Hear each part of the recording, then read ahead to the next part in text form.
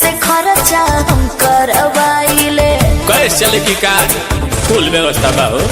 Parlour में जाइए beauty बढ़ाइए लइकन से खर्चा हम करवाइले। बॉबी बनारस के पान भइलू, बॉबी बनारस के पान भइलू। कातना लइकन के जान भइलू, गोरी लागत कि अब के सियान भइलू। गोरी लागत कि अब के सियान भइलू।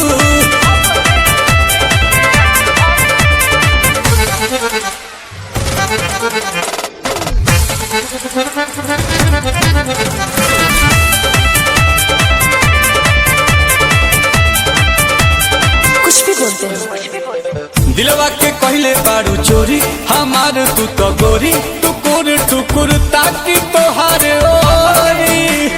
बुझाई लेकोमी के लिपस्टिक लगाइले, लोटस के फेशियल कराइले। एही से अजोरिया के चांद भइलू, एही से अजोरिया के चांद भइलू। कातना लइकन के जान भइलू, गोरी लागत कि अब के सियान भइलू।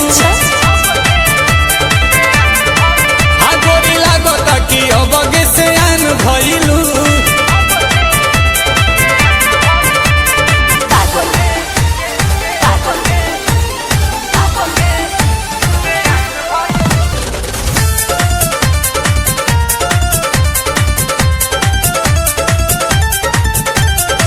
पेन्हले बा रांड बाड़ू गुची, करेलू बात ऊंची, बवाल बा डिमांड तहार बूची।